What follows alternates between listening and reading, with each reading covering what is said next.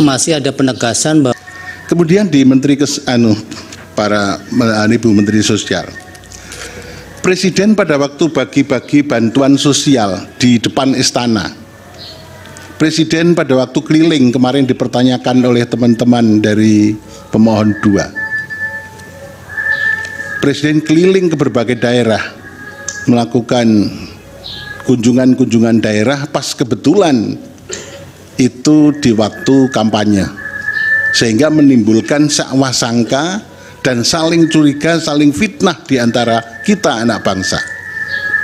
Nah, itu menggunakan bansos apa, di mana, dari mana itu?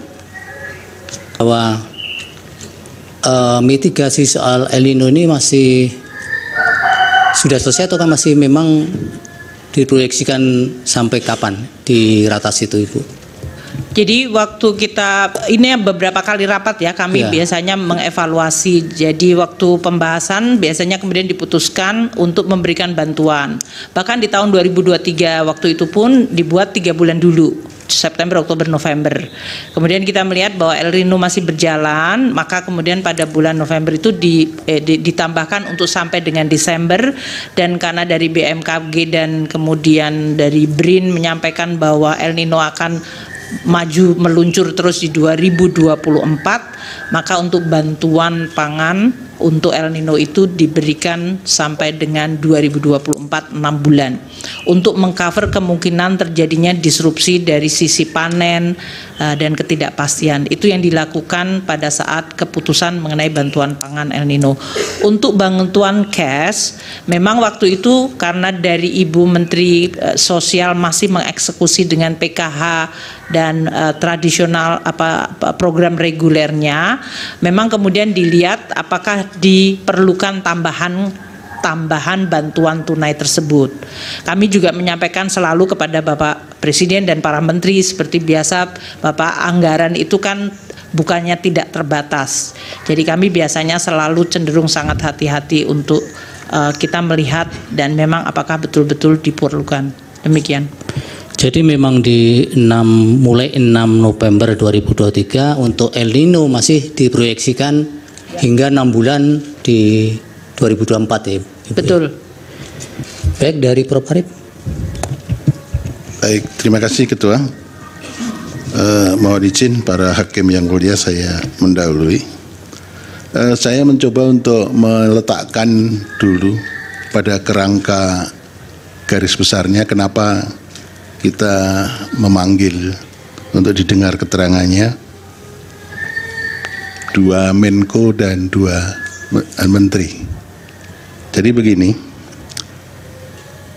ada dalil dari pemohon, kedua pemohon itu yang menyebabkan Mahkamah memerlukan penjelasan dari Bapak Menko dan Ibu Menteri Keuangan. Begini juga, untuk pendidikan, karena sidang Mahkamah Konstitusi itu mendapat perhatian publik yang sangat luar biasa, tidak saja di nasional tapi juga internasional. Saya pada waktu terakhir ditugaskan Mahkamah Konstitusi ke Venice, itu ada pertemuan biro MK sedunia, saya hadir di sana. Para ketua asosiasi MK yang hadir di situ dari seluruh dunia, benua-benua, itu mewakili benua-benua, menanyakan kepada saya mengenai Pilpres dan Pileg di Indonesia. Jadi ini mendapat perhatian yang sangat luas, sehingga ada pendidikan sosial, ada pendidikan politik yang harus kita lakukan dalam persidangan ini. Oleh karena itu perlu saya sampaikan, ada payung yang harus saya sampaikan atau kerangka yang harus kita sampaikan dulu. Kehadiran Bapak Menko dan Ibu Menteri ini kenapa tidak disumpah? Mungkin ada pertanyaan itu. Beliau itu tidak disumpah karena sumpah jabatan yang dilakukan di istana pada waktu dilantik menjadi menteri melekat sampai pada waktu memberikan keterangan di persidangan ini. Jadi Bapak Menko dan Ibu Menteri itu memberikan keterangan di sini di bawah sumpah di pengadilan. Kemudian yang kedua begini, saya kebetulan hakim konstitusi di antara kita bersembilan, itu yang terlibat mengadili Pilpres dan Pileg 3 kali. Jadi saya mempunyai pemahaman yang agak komprehensif, mendalam. Pilpres kali ini lebih hiruk pikuk. Pilpres kali ini diikuti dengan beberapa hal yang sangat spesifik yang berbeda dengan Pilpres 2014 dan Pilpres 2019. Ada pelanggaran etik yang dilakukan di Mahkamah Konstitusi, dilakukan di KPU, dan banyak lagi yang menyebabkan hiruk pikuk itu. Nah, yang terutama mendapat perhatian yang sangat luas dan kemudian didalilkan oleh pemohon itu cawe-cawenya kepala negara. Nah, cawe-cawenya kepala negara ini, Mahkamah sebetulnya juga kita memanggil kepala negara, Presiden Republik Indonesia. Kelihatannya kan kurang elok. Karena Presiden sekaligus kepala negara dan kepala pemerintahan. Kalau hanya sekedar kepala pemerintahan akan kita hadirkan di persidangan ini. Tapi karena Presiden sebagai kepala negara, simbol negara yang harus kita junjung tinggi oleh semua stakeholder, maka kita memanggil para pembantunya. Dan pembantunya ini yang berkaitan dengan dalil pemohon. Kenapa kita panggil? Itu karena begini. Dalil pemohon mengatakan keberpihakan lembaga kepresidenan dan dukungan Presiden Joko Widodo dalam Pilpres. Nah, itu kemudian memunculkan beberapa hal. Satu, cawe-cawe yang sudah saya sebutkan tadi. Kemudian keterlibatan ASN, TNI, Polri yang tidak netral. Ada sangkaan, dugaan PJ Gubernur, Bupati, Wali Kota yang PJ itu juga ikut bermain di situ. Ini sangkaan atau dugaan yang perlu dibuktikan di persidangan ini. Kemudian ada peran serta lurah kepala desa juga yang ikut cawe-cawe, ikut menggalang massa, dan kemudian bansos yang dianggap mempunyai korelasi dengan elektoral. Tapi ternyata dari berbagai diskusi, bansos itu elektoral lebih berkaitan, dalam persidangan ini muncul lebih berkaitan dengan elektoral pada pileg legislatif. Nah, ini mungkin Pak Erlangga nanti bisa Jadi yang partai yang naik pesat suaranya adalah Golkar. Nah, ini yang mungkin nanti bisa direspon, ya. Dari situ kita begini. Yang pertama perlu saya sampaikan, kita itu untuk menjadi pelajaran kita bersama. Saya tidak menggurui Bapak Menko, Ibu Menteri Keuangan dan semua pihak. Saya tidak punya pretensi menggurui. Saya akan mengatakan begini. Teori yang saya kembangkan, negara Indonesia itu adalah negara yang religious welfare state. Sementara orang Indonesia baru mengatakan Indonesia negara welfare state. Tapi kalau saya mengatakan Indonesia adalah negara religious welfare state, artinya kesejahteraan tidak hanya yang lahir maupun yang lahir, tapi mau batin juga. Tapi sementara dalam teori yang berkembang hanya disebut welfare state. Tapi kalau saya mengatakan karena ideologi Pancasila, sila pertama, maka Indonesia adalah negara religious welfare state. Kemudian kita harus membangun peradaban hukum yang negara hukum yang demokratis dan berketuhanan. Dari sini maka Bapak Ibu sekalian, kita ingat sekali pesan dari The Founding Fathers. Yang penting pada kesempatan ini perlu saya sampaikan adalah semangat penyelenggara negara. Semangat penyelenggara dan semua stakeholder harus mempunyai etiket yang baik dalam mengelola negara. Etiket baik itu berdasarkan etik, moral, hukum, dan nilai-nilai sosial budaya yang berkembang di Indonesia. Itu semua diorientasikan pada kepentingan kesejahteraan rakyat. Ini yang harus menjadi pedoman kita. Oleh karena itu Bapak Ibu sekalian, para Bapak Menko, di kita dalam berhukum tidak sekedar rule of law, tapi rule of ethic. Nah, dalam kesempatan ini maka ada beberapa hal yang praksis yang perlu saya pertanyakan kepada Bapak Menko dan Ibu Menteri Keuangan. Yang pertama, dalil-dalil permohonan itu menyangkut yang saya sebutkan bansos tadi. Untuk yang lain-lain sudah kita bahas, tapi ini perlu kita bahas mengenai bansos. Yang pertama, kita mengenal lembaga. Ada Menteri Sosial, kemudian ada kaitannya dengan Kepala Badan Pangan Nasional, kemudian ada Kepala Bulog. Pada saat-saat kritis saya baca di mass media, Kepala Bulog Budi Waseso diganti. Ada faktor apa ini yang melatar belakangi? Saya mau tanya.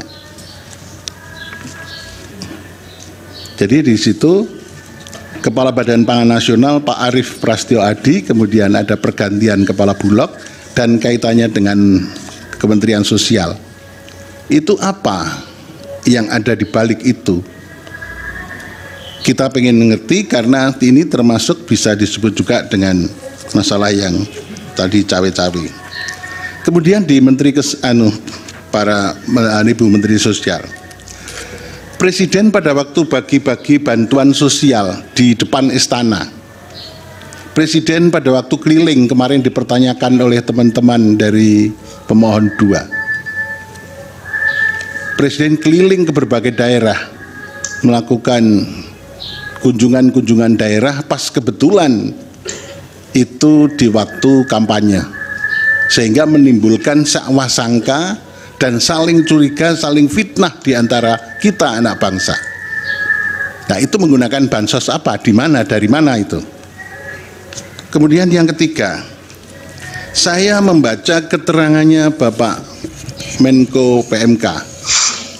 Di sini ada kata-kata begini, pelaksanaan tugas PMK dimaksudkan untuk memberikan dukungan pelaksanaan inisiatif dan pengendalian kebijakan berdasarkan agenda pembangunan nasional dan penugasan Presiden. Apa sih yang dimaksud dengan penugasan Presiden? Apakah penugasan-penugasan tertentu karena Presiden juga cawe-cawe itu? Karena kalau saya membaca sebetulnya agenda pembangunan nasional itu sudah termasuk Presiden itu akan menugaskan apa ya ada di situ. Tapi kok ada frasa yang khusus penugasan Presiden. Nah, apakah di lain-lain tempat, apakah di Bapak Menko Ekonomi, Bu Menteri Keuangan atau Menteri Sosial, ada agenda pembangunan nasional dan penugasan Presiden? Ini kan seolah-olah ada frasa khusus. Presiden punya misi tertentu, visi tertentu untuk melaksanakan apa ini biasanya dilakukan. Itu. Kemudian yang terakhir perlu saya sampaikan,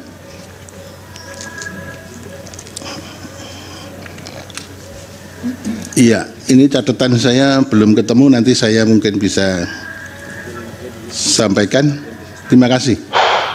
Terima kasih, kembalikan Pak Ketua. Mohon maaf Bapak Menko dan Bu Menteri Keuangan. Baik, mungkin dikumpul dulu ya Bapak-bapak dan Ibu. Kemudian di Ibu Menteri Sosial, Presiden pada waktu bagi-bagi bantuan sosial di depan istana, Presiden pada waktu keliling kemarin dipertanyakan oleh teman-teman dari pemohon 2. Presiden keliling ke berbagai daerah melakukan kunjungan-kunjungan daerah pas kebetulan itu di waktu kampanye, sehingga menimbulkan sangka dan saling curiga, saling fitnah di antara kita anak bangsa. Nah, itu menggunakan bansos apa, di mana, dari mana itu? Dilanjut Yang Mulia Prof. ini, dipersilakan. Baik, terima kasih kepada Pak Ketua.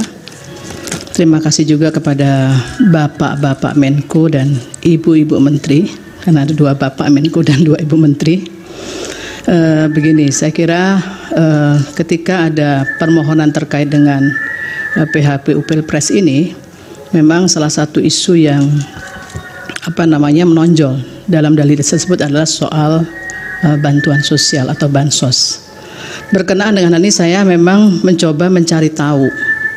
Ternyata peraturan-peraturan terkait dengan hal itu memang luar biasa ya Pak Menko ya. Artinya saya mencoba melihat dia ada pertama di Undang-Undang APBN, Undang-Undang Kesejahteraan Sosial, Undang-Undang Pekerja Sosial, SJKN, dan berbagai macam peraturan-peraturan teknisnya di situ. Kalau saya lihat di dalam Undang-Undang APBN, Undang-Undang 19 2023, itu memang ada salah satu pos yaitu belanja pemerintah pusat menurut fungsinya. Yang tadi Bu Menko sudah menyampaikan, itu berkaitan bagaimana kemudian pemerintah ini harus mencapai tujuan kita bernegara untuk mencapai tujuan pembangunan nasional kita, salah satunya. Nah di situ saya mencoba mencari kemudian dari lebih detail lagi, yaitu di dalam penjelasan pasal 8 ayat 2 huruf A Undang-Undang APBN itu ketika bicara belanja pemerintah pusat menurut fungsinya, itu baru ketemu ada fungsi perlindungan sosial di situ, ya Bu Menko ya, fungsi perlindungan sosial yang kemudian muncullah bantuan sosial. Itu nyelempit ibaratnya di penjelasan itu bantuan sosial itu. Yang salah satunya dinyatakan adalah untuk melindungi terjadinya risiko sosial. Nah, berkaitan dengan ini saya ada beberapa pertanyaan ini kepada Pak Menko maupun nanti kepada Ibu Menteri. Seberapa besar sebetulnya risiko sosial yang terjadi di 2023, kemudian yang diperkirakan akan terjadi di 2024, sehingga kemudian saya lihat di sini memang ada kenaikan perlinsosnya itu sekitar 50 triliun ya Bu ya. Nah kemudian di situ yang menjadi persoalan adalah apakah memang di awal-awal tahun, di awal tahun itu adalah dimulai dari Januari Februari ya, di mana tahun-tahun itu disebut dengan tahun-tahun atau saat-saat politik seperti itu memang kemudian anggaran itu sudah bisa dicairkan. Apakah itu menggunakan anggaran di luar itu? Apakah memang itu real anggaran 2024 yang sudah bisa dicairkan untuk perlinsos? Itu mohon nanti bisa dijelaskan di awal tahun itu. Apakah pada saat di awal tahun itu juga itu bisa kemudian dilakukan automatic adjustment yang tadi didasarkan pada pasal 28 ayat 1 huruf E itu sudah dilakukan. Ini karena kalau bicara dalil pemohon ada yang mengatakan itu ada automatic adjustment, benar nggak sih itu? Kami mohon nanti Ibu bisa menyampaikan atau Pak Menko bisa menjelaskan benar nggak ada automatic adjustment berkaitan dengan hal tersebut ya. Kemudian yang berikutnya, ini ada info yang berkembang juga yang perlu kemudian mendapatkan tanggapan dari Pak Menko dan Ibu Menteri. Apakah benar bahwa ada penahanan anggaran dari kementerian lembaga untuk realisasi bantuan sosial di awal tahun itu? Itu mohon nanti bisa ditambahkan penjelasannya. Selanjutnya adalah kalau saya baca, ini kembali ke Bu Risma kalau yang satu ini. Di dalam Undang-Undang 11 2009 itu soal kesejahteraan sosial, itu sebetulnya nggak mudah ternyata untuk bisa merealisasikan orang yang mendapatkan bantuan, itu nggak mudah ternyata. Saya lihat ada SK Menteri Sosial di sini, artinya ada data terpadu penanganan fakir miskin, ya DTPFK dan data orang tidak mampu atau OTM, dan itu harus diverifikasi dan divalidasi, dan seolah-olah ada peng-SK-annya terhadap mereka itu. Nah, pertanyaan saya adalah terkait dengan yang didalilkan pemohon ya, itu menyampaikan bahwa begitu banyak bansos yang digelontorkan itu, apakah mereka itu termasuk yang dalam data DTPFK atau data OTM di situ, atau memang sebetulnya Pak Menko ada data yang lain yang kemudian itu bisa tervalidasi siapa yang menerima terkait dengan hal ini. Nah, ini mohon nanti dapat ditambahkan. Kemudian berkenaan tadi ada beberapa bansos juga, karena begitu banyak undang-undang itu ya, bisa jadi begitu banyak juga bansos yang keluar dengan menggunakan terminologi perlinsos itu. Nah, itu apakah itu juga di bawah koordinasinya Ibu Mensos seperti itu ya? Itu saya mohon ada tambahan soal itu, termasuk juga soal skema perlindungan sosial ya, dan bantuan sosial bagi pekerja sosial. Di situ juga ada bansos sebetulnya. Ya, jadi ada banyak pos bansos, salah satunya di Undang-Undang 14 2019 tentang pekerja sosial. Itu bagaimana kemudian skema bansos yang ada di situ, apakah ini juga merupakan wilayah yang berada di kewenangannya Ibu Mensos, ya. Berikutnya saya khusus kepada Pak Menko Perekonomian, Pak Erlangga. Nah, ini kalau kemudian dilihat dari data termasuk hal yang didalilkan di sini, ya, bahwa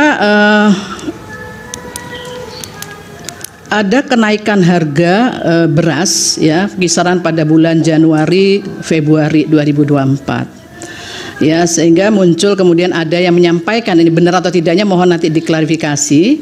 Ini karena ada penggunaan cadangan beras pemerintah atau CBP untuk bansos sehingga menyebabkan stok beras nasional itu menjadi berkurang. Apakah memang ada isu seperti itu? Itu mohon dapat nanti diberikan penjelasan.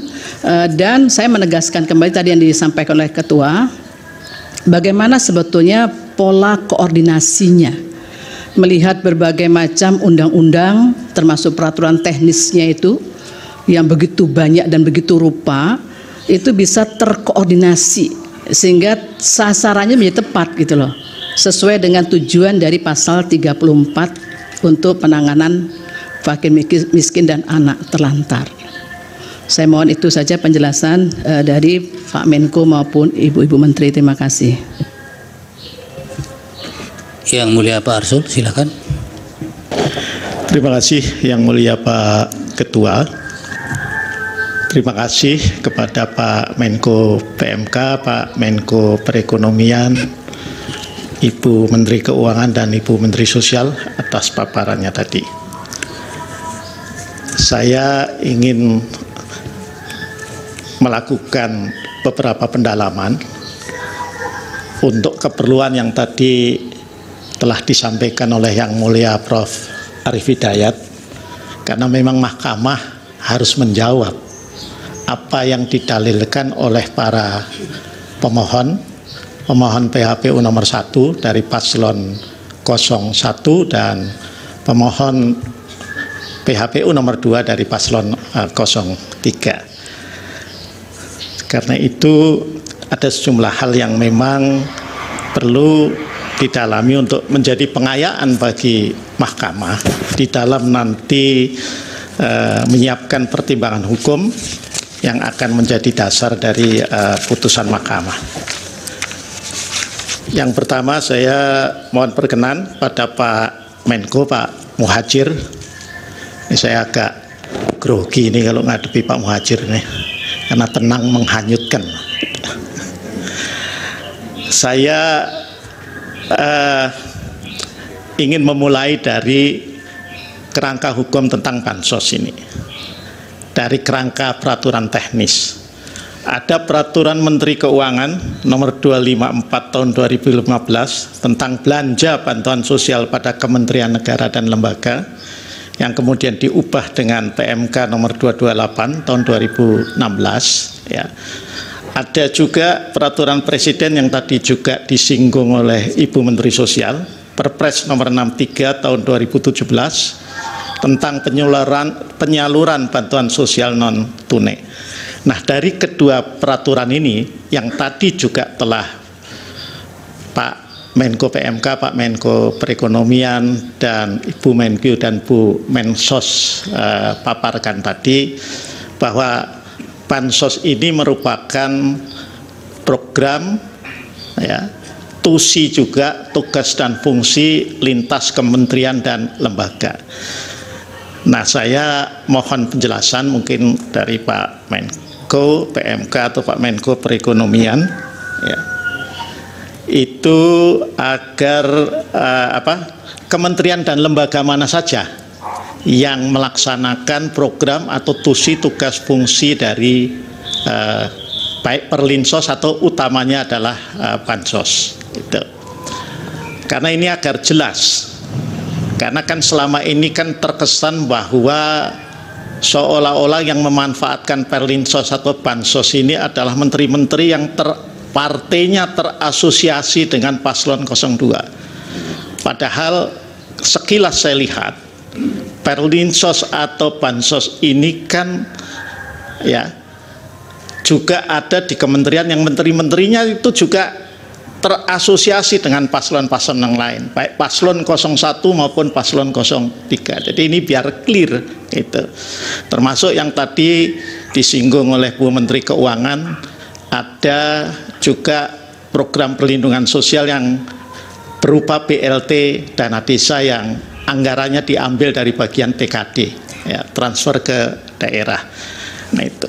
Yang kedua untuk Pak Muhadjir, saya membaca di Perpres nomor 63 tahun 2017 di pasal 14 itu dibentuk tim pengendali pelaksana penyaluran bansos yang anggotanya begitu banyak menteri, ya, begitu banyak menteri. Saya tidak tahu apakah menteri-menteri ini itu juga yang kementerian dan lembaganya, tidak hanya menteri dan lembaganya ini mendapatkan program atau memiliki tusi bansos itu tadi.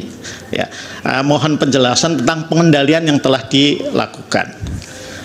Nah, yang berikutnya ini mungkin pertanyaan untuk Bu Menteri Keuangan, karena beliau yang paling sibuk kalau sudah soal APBN, saya kira, ya.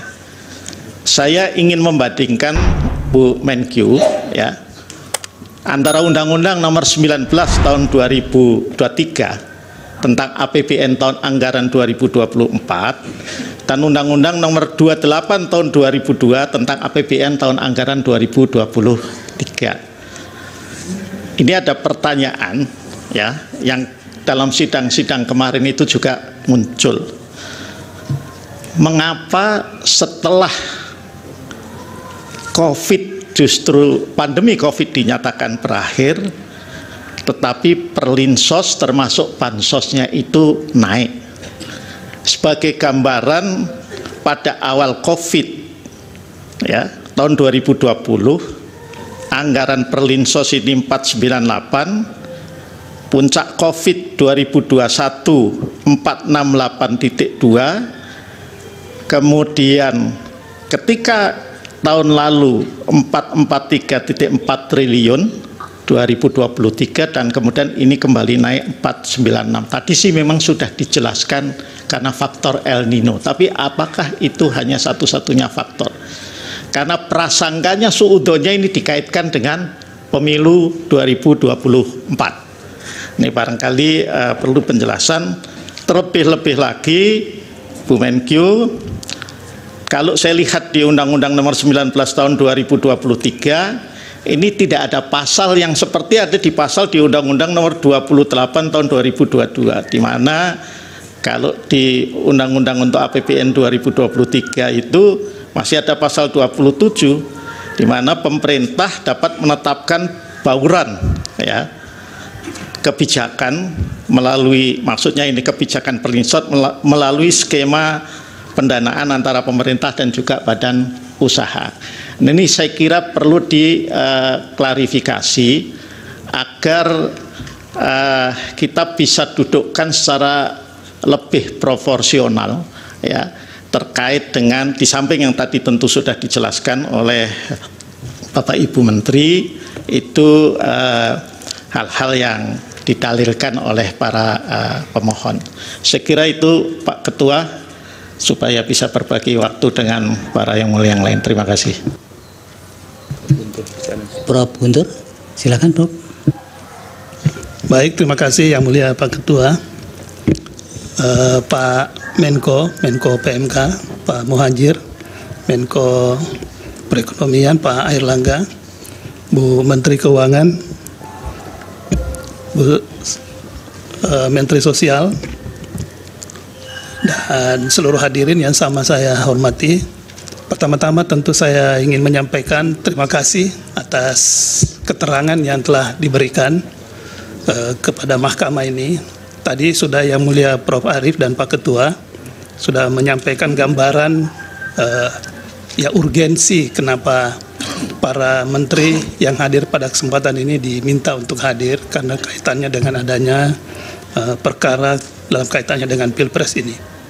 Sehingga tentu saya tidak mengulangi lagi, saya langsung saja ke beberapa pertanyaan yang saya ingin tujukan. Pertama kepada Pak Menteri Koordinator PMK, Pak Muhadjir. Ini kaitannya dengan anggaran perlinsos ya, perlindungan sosial yang tadi sudah jelas dan beberapa berita juga sudah menyampaikan jumlah anggarannya 496,8 triliun yang di dalamnya ini berbagai macam program-program. Nah tadi juga Yang Mulia Pak Arsul sudah menyampaikan kaitannya dengan adanya tim pengendali. Saya juga memang mau menyoroti menyangkut tim pengendali ini. Nah apakah yang kaitannya dengan tim pengendali ini memang fungsi dari Kemenko PMK ini sebagai koordinator untuk semua anggaran perlinsos ini, perlindungan sosial, itu untuk semua tim pengendali ini, ada tim pengendali di Kemenko PMK untuk semua program-program perlindungan sosial, semua perlindungan sosial atau per masing-masing. Karena saya juga menemukan ada Perpres 63 2017 ya sebagian disampaikan oleh Pak Arsul tadi di mana Menteri Menko PMK sebagai ketua pengendali, ketua tim pengendali, di dalamnya ada 18 anggota ya dari berbagai kementerian lembaga. Nah, apakah memang ini tapi itu hanya untuk kaitannya dengan bansos non tunai. Nah, apakah bansos yang sifatnya tunai itu ada juga tim pengendalinya? Sehingga saya ingin bertanya, apakah tim pengendali ini untuk keseluruhan dari anggaran perlindungan sosial yang nilainya sebesar 496,8 triliun itu, ataukah memang setiap ada kegiatan atau program itu ada tim pengendalinya lagi? Dan tentu kita akan bertanya bagaimana kinerja dari tim pengendali ini, apakah ya selama ya khususnya 2023 2024 ini yang sampai bulan Maret ya, bagaimana laporan-laporan dari tim pengendali, apakah ada persoalan-persoalan dalam penyaluran, misalnya kaitannya dengan penyaluran yang berkaitan dengan anggaran perlindungan sosial. Sebab kan Kemenko PMK ini kan mengelola sebagai koordinator untuk anggaran perlindungan sosial yang 496,8 triliun itu. Nah, ini juga saya juga ingin langsung bertanya ke Bu Menteri Sosial. Nah, apakah juga di Kementerian Sosial juga itu ada tim pengendali juga untuk bansos, bantuan sosial yang menjadi penanggung jawab PA, penanggung jawab anggaran di Kementerian Sosial, Ibu Menteri Sosial. Nah, apakah juga ada pengendali dan bagaimana?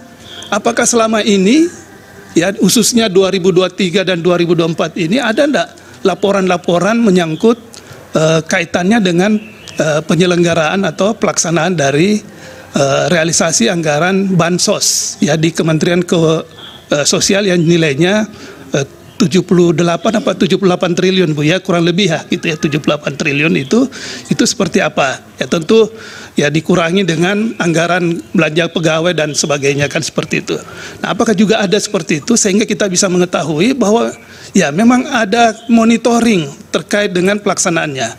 Terlebih lagi Bu Menteri Sosial, saya melihat kalau tadi Ibu Menteri kan sudah menjelaskan di paparannya, coba bisa izin paparan yang terakhir sebelum terima kasih, slide terakhir ya, sebelum terima kasih, slide-nya coba bisa enggak ditunjukkan itu supaya kita bisa ini, tapi kelihatannya susah untuk dimunculkan ya.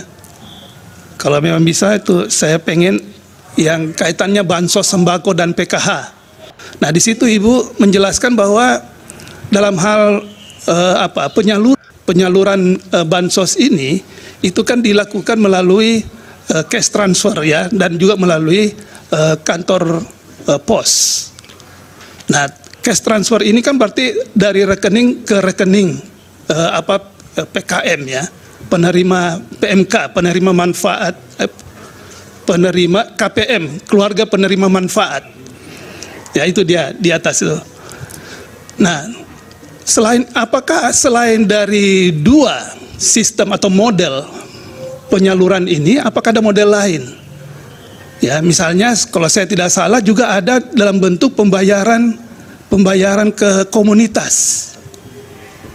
Apakah memang ada yang istilahnya penyaluran bansos melalui pembayaran komunitas? Nah, ini bagaimana bentuknya nih pemberian bansos melalui pembayaran komunitas? Nah, apakah di situ juga ada unsur misalnya ketika menyerahkan, karena kalau misalnya dari cash transfer itu kan ya by name by address tadi itu kan tidak ada persoalan karena sudah daftar ini sudah tetap gitu, sehingga memang di sini tidak ada unsur media yang bisa menyampaikan kan. Beda kalau itu dalam bentuk komunitas ini menurut saya kemungkinan ada media yang bisa meliput dan sebagainya kan seperti itu. Nah, apakah Bu Menteri ketika itu melalui bentuk lain yang selain rekening, kantor pos juga kalau saya tadi dengar paparan Bu Menteri itu kan juga melalui rekening juga meskipun melalui kantor pos kan gitu. Jadi dari rekening giro ya kalau saya tidak salah itu, sehingga praktis kita mengatakan tidak ada tidak ada unsur-unsur yang sifatnya ada hal-hal yang bisa kaitannya dengan insentif elektoral ya. Kalau kita mau mengatakan karena ini langsung rekening ke rekening KPM itu. Tetapi kalau untuk yang komunitas ini bagaimana bentuknya, Bu? Kami perlu mendengar. Apakah di situ Ibu juga mengundang misalnya anggota legislatif?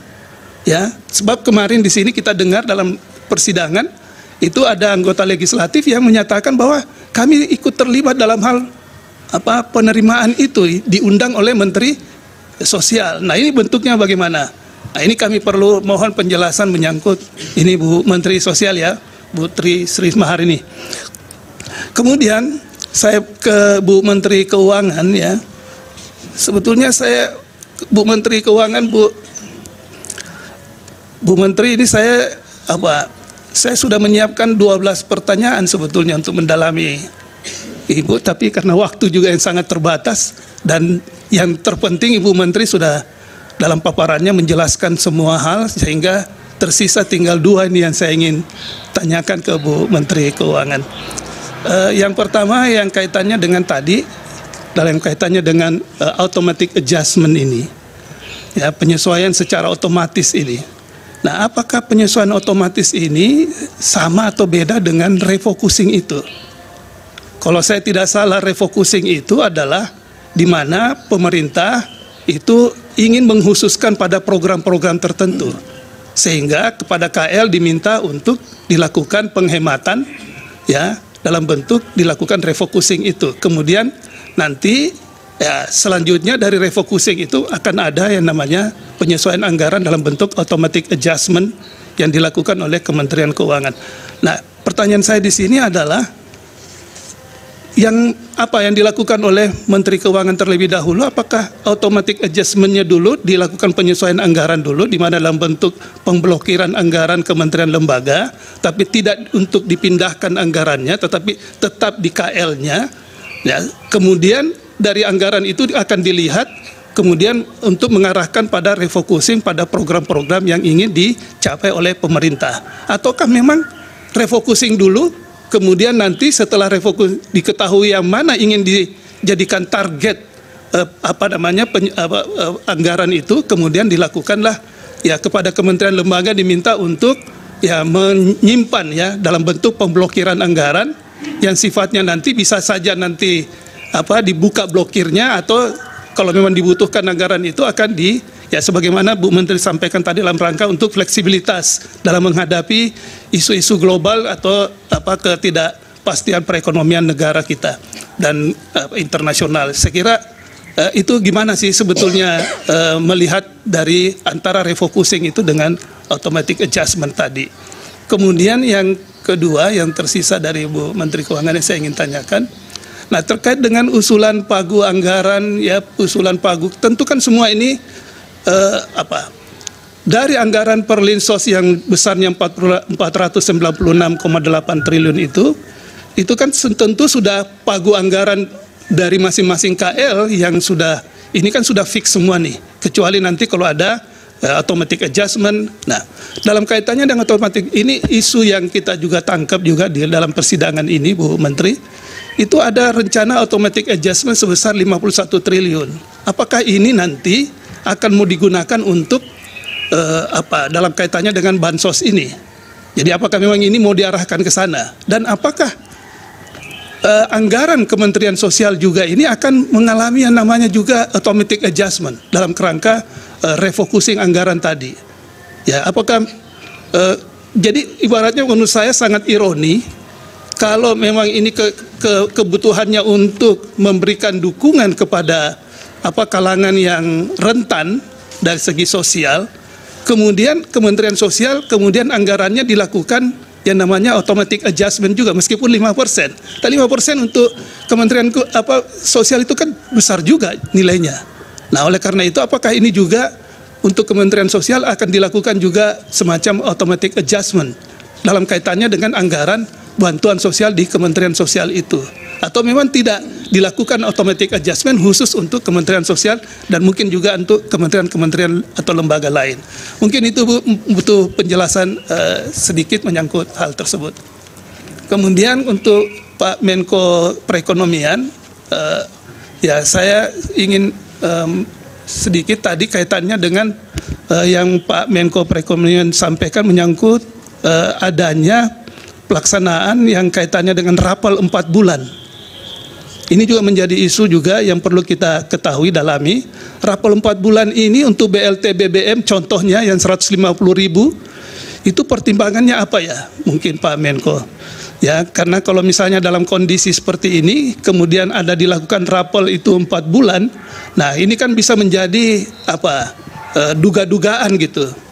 Jadi ada dugaan-dugaan yang tentu bisa membuat bahwa rencana keinginan pemerintah untuk memberikan rapel itu karena kondisi misalnya dalam keadaan darurat atau antisipasi kondisi yang memburuk, ya. Nah, sehingga perlu dilakukan rapel itu.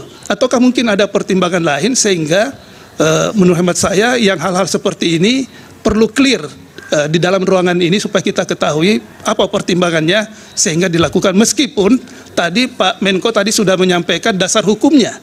Dasar hukumnya sudah jelas, ya, tetapi itu dasar hukum untuk rapelnya.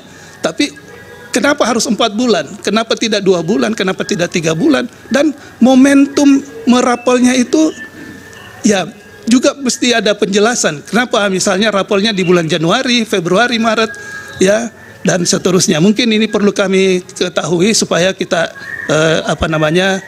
jelas mendapat gambaran menyangkut kaitannya dengan adanya rapel ini. Mungkin itu dari saya, Yang Mulia Pak Ketua. Terima kasih. Baik, masih ada dari Yang Mulia? Silakan Pak Ridwan dulu, Yang Mulia. Baik, terima kasih Yang Mulia Ketua. Selamat pagi, terima kasih Pak Menko Bidang Pembangunan Manusia dan Kebudayaan Indonesia, yang saya hormati pula Pak Menko Bidang Perekonomian Indonesia, Ibu Menteri Keuangan dan Ibu Menteri Sosial. Selamat datang di Mahkamah. Saya sedikit saja, saya betul setelah mendengar tadi beberapa keterangan, terima kasih juga atas keterangan yang telah tadi disampaikan tadi. Saya memahami bahwa bagaimana upaya pemerintah untuk melindungi masyarakat kita, ya, tentunya dalam menghadapi berbagai kerentanan dan tekanan kehidupan, khususnya memang terhadap hal-hal yang paling pokok bagi mereka. Nah, saya mengaitkannya di tengah era pesta demokrasi, banyak yang masih mengeluhkan misalnya kebutuhan pokok sembako yang masih tinggi, dapur yang kadang-kadang tidak berasap dan sebagainya itu berhari-hari. Nah, tentu saja dengan adanya berbagai macam program yang sudah tadi disampaikan, ada Perlinsos, ada Jamsos, ada Bansos, dan juga termasuk pada mitigasi risiko terhadap hal-hal ini. Nah, tentu saja bagaimana disampaikan dalam pelaksanaannya itu dengan mekanisme APBN dan juga bersama DPR serta kementerian-kementerian terkait. Pertanyaan saya adalah kepada yang terhormat Pak Menko Bidang Pembangunan Manusia dan Kebudayaan. Saya menghubungkannya, kondisi yang tadi diceritakan dan juga kondisi kinerja yang dilakukan itu dihubungkan dengan perkara yang sedang berlangsung pada saat ini. Dari kedua pemohon itu antara lain menyebutkan dalam dalilnya, selain yang lain itu adanya kegiatan aparatur negara dan juga menteri-menteri ya, yang lekat dengan khususnya di dalam kegiatan kampanye, dalam penyaluran, pendistribusian, di situ ada keterlibatan aparat yang dimaksud. Nah, apalagi saya kaitkan dengan fungsi dari kementerian bidang pembangunan manusia dan kebudayaan. Antara lain di sana akan ada yang ketiga itu melakukan pengendalian pelaksanaan kebijakan, kemudian juga pengelolaan penanganan isu terkait dengan bidang pembangunan manusia dan kebudayaan, kemudian pengawalan terhadap program prioritas nasional, sebagaimana tadi juga disampaikan, yang berkaitan dengan kebijakan yang diputuskan oleh Presiden. Pertanyaan saya adalah, mungkin nanti bisa dijelaskan juga oleh Ibu Menteri Sosial, karena Ibu saya tahu persis rekam jejaknya itu sangat humanis ya, berkaitan dengan rakyat kecil, berkaitan dengan perempuan dan anak-anak. Mungkin nanti bisa juga menambahkan bagaimana Pak Menko menjelaskan kondisi saat ini mengenai penggunaan fasilitas. Kalau di luar sana banyak sekali dari hal berkaitan dengan kendaraan, bahkan ajudan, bahkan handphone pun yang memang dipinjamkan oleh negara itu digunakan dalam kegiatan-kegiatan yang berkaitan dengan pesta demokrasi kita ini. Nah, saya kira untuk menjelaskan, saya persilakan kepada yang terhormat Pak Menko dan juga Ibu Menteri Sosial. Terima kasih Yang Mulia Pak Ketua. Baik, dari Yang Mulia Pak Dhanil. Baik, terima kasih Yang Mulia Pak Ketua. Terima kasih juga untuk Bapak Menko dan Ibu-Ibu Menteri untuk keterangannya. Saya hanya dua hal, ini kebetulan sudah hampir terakhir nih. Biasa dalam hukum Islam dikenal istilah asobah, jadi mungkin pertanyaan sisanya nih. Yang pertama, saya akan mengeksplor aspek kebijakan, dan yang kedua aspek implementasinya. Tentu semua ini dalam kaitan dengan permohonan baik pemohon 1 maupun pemohon 2. Nah, yang pertama terkait aspek kebijakan, tadi dalam keterangan Ibu Menteri Keuangan, ini saya kira bagus sekali ya, dimulai dengan mengatakan bahwa forum di Mahkamah Konstitusi yang mulia ini kami percaya menjadi salah satu cara merawat nalar publik dan seterusnya ya. Kemudian Ibu Menteri juga menguraikan banyak hal terkait dengan tahapan dalam pembahasan hingga persetujuan pembahasan APBN 2024. Kalau dalam keterangan ini, persetujuan pada rapat paripurna DPR itu pada tanggal 21 September 2023. Kemudian tahapan penetapan Undang-Undang APBN dijadwalkan paling lambat akhir Oktober dan seterusnya. Yang Undang-Undang APBN 2024 telah selesai ditetapkan pada tanggal 16 Oktober 2023. Nah, kemudian ada kaitan dengan Perpres. Mungkin Ibu bisa juga oleh Ibu Menteri Sosial. Keterangan ini Persetujuan pada rapat paripurna DPR itu pada tanggal 21 September 2023. Kemudian tahapan penetapan Undang-Undang APBN dijadwalkan paling lambat akhir Oktober dan seterusnya. Yang Undang-Undang APBN 2024 telah selesai ditetapkan pada tanggal 16 Oktober 2023. Nah, kemudian ada kaitan dengan Perpres. Mungkin Ibu Ibu Sri Mulyani bisa memberikan keterangan nanti apakah Undang-Undang APBN ini kemudian ditindaklanjuti dengan Perpres, itu hanya satu Perpres atau ada Perpres yang lain? Ini nanti saya coba kaitkan dengan dalil-dalil pemohon dan juga fakta-fakta persidangan. Ini penting. Kemudian keterangan Ibu Menteri juga ada yang terkait dengan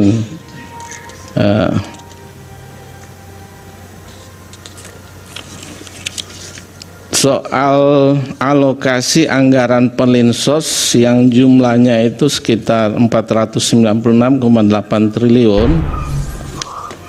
Kalau anggaran sebesar ini, pertanyaannya adalah apakah alokasi anggaran tersebut itu bisa direvisi atau tidak? Nah, kalau direvisi dasarnya apa? Kemudian bagaimana mekanismenya? Karena tadi ada, bahkan ini kemarin dalam persidangan, keterangan dari saksi itu dari Komisi 8 DPR RI itu yang mengatakan bahwa tadi juga sudah ada rapat terbatas intern Presiden dengan beberapa menteri tanggal 6 November 2023. Nah, saya tidak tahu sejauh mana apakah ratas intern tersebut kemudian melakukan perubahan terhadap kebijakan yang ada atau tidak, misalnya Perpres dan sebagainya. Karena tadi dalam keterangan Ibu Menteri Sosial, Ibu Risma mengatakan bahwa anggaran BLT El Nino itu tahun 2024 tidak ya. Nah, saya melihat catatan kemarin dari saksi Pak Aceh Hasan Sadili, itu dinyatakan bahwa ada 3 kali raker dengan Ibu Menteri Sosial. Yang pertama 31 Agustus, yang kedua 14 September, dan yang terakhir ini 7 November. Nah, kalau saya coba kaitkan dengan ratas tanggal 6 November, artinya sehari setelah itu Ibu kemudian raker. Nah, apakah dalam ratas itu yang kemudian hilangnya BLT El Nino di Kementerian Sosial atau tidak? Nanti Ibu bisa memberi keterangan karena ini kami perlu konfirmasi. Saya mencoba untuk merelevansikan fakta-fakta persidangan terkait dengan hal ini. Kemudian yang kedua soal implementasi ini. Yang pertama, tadi Pak Menko PMK dalam keterangan menyatakan bahwa ikut membagi di daerah Jawa Timur kalau tidak salah, atau di tempat yang lain. Nah, kemudian Pak Menko Perekonomian, ini Pak Menko di satu sisi sebagai Menko, tapi saya masih ingat bahwa pada tahun 2021 ada berita yang menyatakan terkait dengan kedudukan Pak Menko sebagai Ketua Komite Penanganan COVID-19 dan Pemulihan Ekonomi Nasional atau PEN, di mana realisasi pemulihan ekonomi nasional itu sampai 11 Mei kalau tidak salah 2021 mencapai 172,35 triliun. Nah, pertanyaan saya adalah apakah Bapak sampai saat ini masih menduduki jabatan sebagai Ketua Pemulihan Ekonomi Nasional atau tidak? Karena tadi apa yang disampaikan Yang Mulia Prof. Arief seolah-olah ada korelasinya karena jabatan Bapak ini kemudian suara Partai Golkar naik signifikan gitu. Mungkin bisa memberikan konfirmasi terkait dengan jabatan Bapak, apakah masih sampai dengan saat ini menduduki jabatan tersebut ataukah tidak. Kemudian yang terakhir ini soal masih implementasi ini adalah tadi kalau keterangan Pak Menko PMK ikut membagi-bagi pelinsos ya, entah yang mana saya tidak terlalu ingat. Yang kedua, Pak Menko Perekonomian juga itu beberapa kali, ini fakta persidangan itu terungkap di sini. Nah, kemudian sedangkan justru Ibu Mensos ini perannya sangat minimalis nih. Ada apa nih Bu Mensos? Apakah setelah rapat kerja dengan DPR itu kemudian membuat Ibu jadi tidak nampak dalam pembagian bansos dan sebagainya. Nah, kemudian yang terakhir ini saya kalau tidak salah kemarin dari Paslon 01 yang mengungkap dalam persidangan bahwa Bapak Presiden itu 24 kali kunjungan ke daerah dengan membagi bansos. Tidak, ini dari pemohon ya. Saya tangkap itu kemarin dalam persidangan. Nah, pertanyaan saya adalah dalam teknis pembagian bansos ataupun pelinsos, apakah Pak Menko PMK, Pak Menko Perekonomian selain Ibu Mensos dan juga Pak Presiden itu boleh terlibat? Karena fakta-fakta persidangan ini saya kira perlu juga mungkin ada informasi bagi persidangan, karena dari pemohon baik 1 maupun 2 ada kecurigaan dari mana alokasi anggaran bantuan sosial yang disampaikan oleh Presiden. Nah, saya kira itu 2 hal yang saya sampaikan dalam kesempatan ini. Yang pertama berkaitan dengan kebijakan dan yang kedua berkaitan dengan implementasi. Terima kasih, saya kembalikan pada Yang Mulia Pak Ketua. Terima kasih Yang Mulia. Terakhir dari Prof. Saldi, Pak Wakil silakan. Terima kasih Pak Ketua. Tadi kalau Yang Mulia Pak Daniel mengatakan sisa-sisanya, saya lebih sisanya lagi. Jangan-jangan nggak ada sisanya yang mau saya tanyakan ini. Terima kasih kepada Pak Menteri Menko dan Ibu Menteri. Saya lebih banyak mengaitkan ini dengan permohonan kedua pemohon ini, baik permohonan nomor 1 maupun permohonan nomor 2. Ini Bu Menteri, Pak Menko, ini ada salah satu tabel yang di kedua permohonan itu sebetulnya ada yang mencantumkan list perjalanan ke Jawa Tengah itu lebih banyak kunjungannya dibandingkan ke tempat lain. Ini yang berkaitan dengan kunjungan yang ada pendistribusian bansosnya. Nah, itu yang didalilkan oleh pemohon. Nah, kalau ini kami bisa dibantu menjelaskannya, itu akan lebih mudah kami apakah yang didalilkan pemohon itu bisa dibenarkan atau tidak. Nah, tolong kita dibantu ini oleh 4 menteri ini berkaitan dengan ini. Itu yang pertama. Masih berkaitan dengan peta ini, kira-kira ini alokasi dana yang dibawa untuk kunjungan-kunjungan presiden itu yang dari mana saja?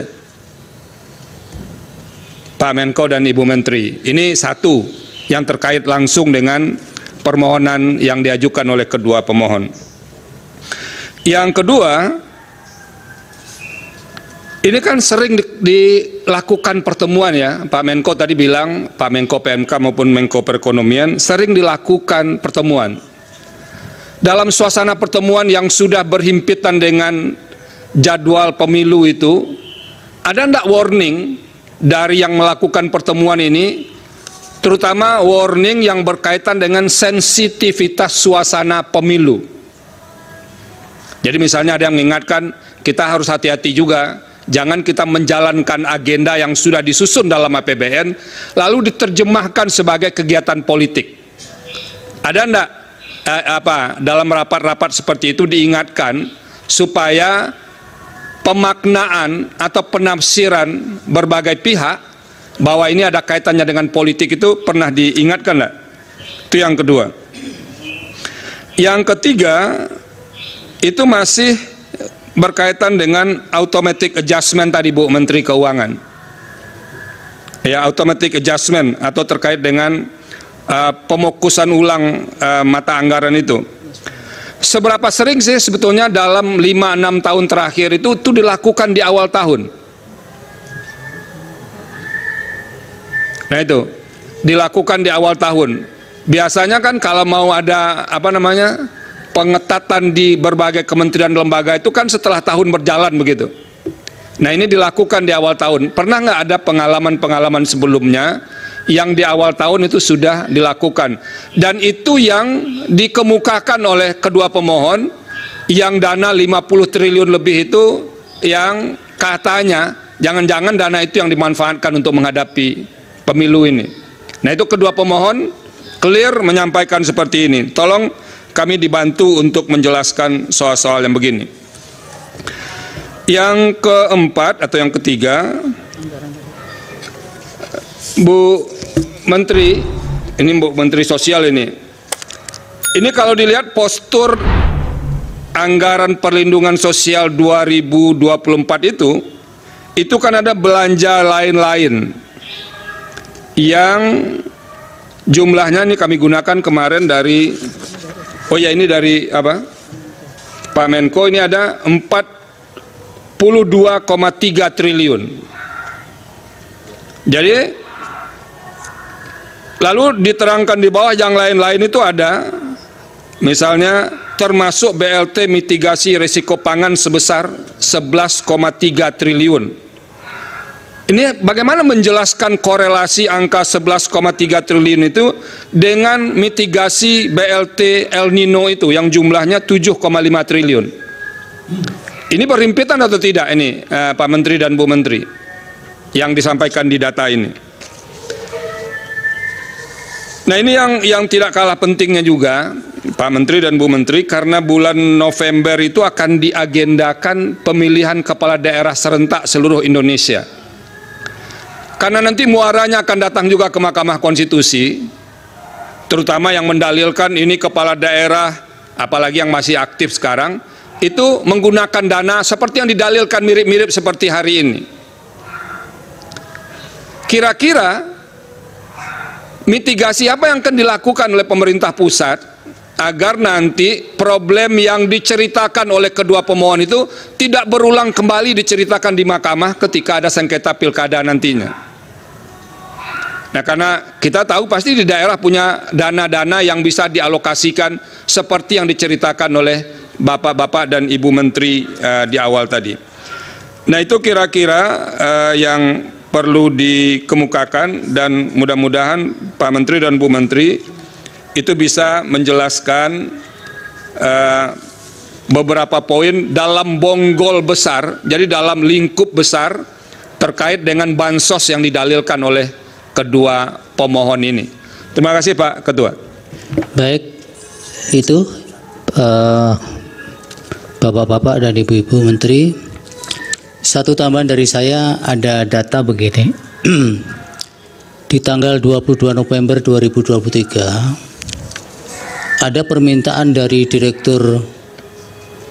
dari Kepala Badan Pangan Nasional kepada Direktur Utama Perum Bulog untuk memberikan bantuan pangan beras kepada 22.047 kepada keluarga penerima manfaat PKM tadi. Ini yang tembusannya, surat itu ditujukan kepada Bapak-bapak semua, Menteri Koordinator Perekonomian, Bidang Pembangunan Manusia dan Kebudayaan juga, dan Menteri Keuangan serta Menteri Sosial. Nah, pertanyaan saya, apakah ini yang dimaksud bagian dari antisipasi El Nino tadi, ataukah ini model lain lagi ini? Nah, kemudian kalau ini benar, sejauh mana ini sudah direalisasikan dan siapa pihak yang kemudian melakukan pencairan itu? Karena ini di sini juga di surat ini dijelaskan bahwa untuk jangka waktu 6 bulan terhitung sejak Januari 2024. Sejauh mana realisasinya, kemudian siapa kemudian sebagai eksekutornya ketika bagian-bagian yang dimohonkan itu kemudian dilaksanakan. Mau nanti bisa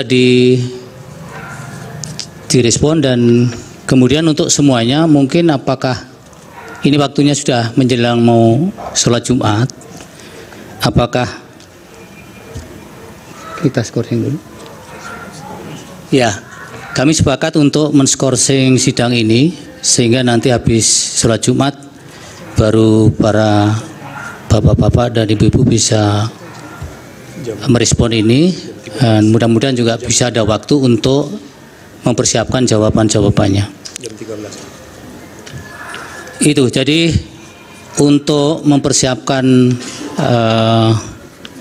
respon atau jawaban dari bapak-bapak dan ibu-ibu menteri, dan kemudian bagi yang melaksanakan sholat Jumat juga bisa melaksanakan sholat Jumat, maka sidang diskorsing hingga pukul 13 waktu Indonesia Barat.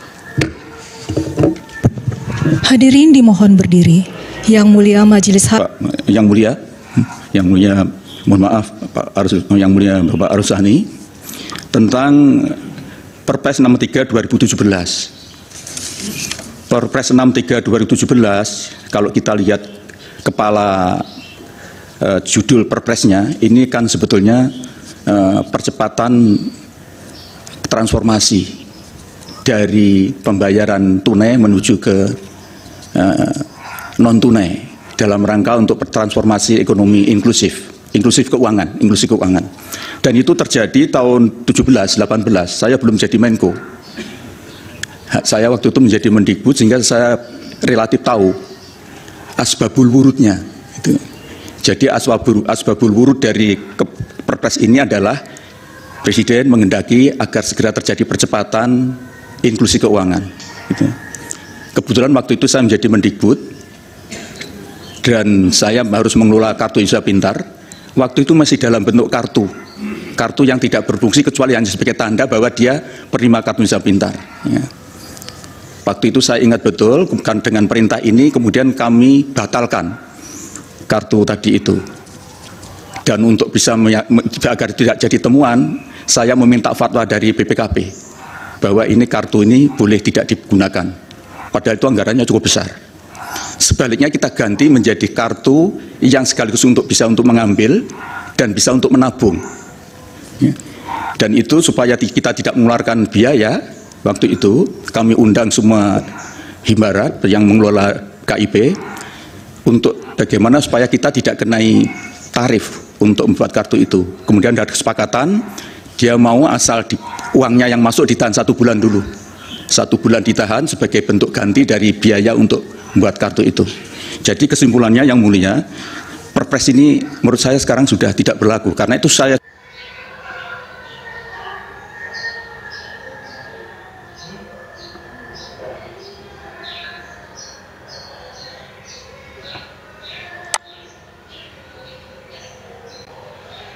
jujur dengan tulus menyampaikan, saya belum pernah menggunakan Perpres ini. Karena sekarang inklusi bansos sudah tanpa cashless semua, baik ada di Kemensos maupun di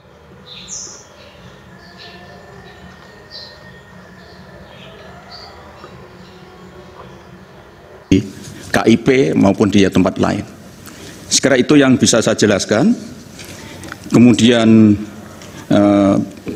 saya kira dari Yang Mulia Bapak Guntur Hamzah tidak ada yang terkait langsung kecuali tadi Perpres yang sudah kami jawab. Kemudian Yang Mulia Bapak Ridwan Mansur, kami mohon maaf, mungkin kami kurang bisa menangkap yang dimaksud karena puasa-puasa ini. Kalau dalam teori administrasi publik itu kan ada namanya eksternalitas negatif externality. Jadi seorang pejabat publik itu kalau dia memasukkan kepentingannya atau kepentingan kelompoknya di dalam kepentingan publik, maka itu telah terjadi eksternalitas negatif. Eksternalitas negatif itu bisa intended, memang disengaja, tapi bisa unavoided, tidak terhindarkan. Misalnya, kalau kita punya baju dinas, mau berangkat ke kantor harus melayat dulu saudara kita yang meninggal, tidak mungkin kita ganti baju karena mau melayat, baru kemudian dinas pakai baju. Itu adalah unavoided. Begitu juga mungkin perkara kecil mobil dinas. Ya. Tapi memang ada eksternalitas negatif yang betul-betul intended yang disengaja, dan itu sangat terpulang kepada pejabat publik masing-masing. Kemudian yang kedua, kenapa eksternalitas negatif itu selalu terjadi? Karena setiap manusia itu pasti punya preferensi dan punya tendensi, pasti punya pilihan dan punya kecenderungan, dan itu tidak harus melalui akal sehat, karena pengetahuan manusia itu ada dua, ada yang sifatnya a priori dan a posteriori.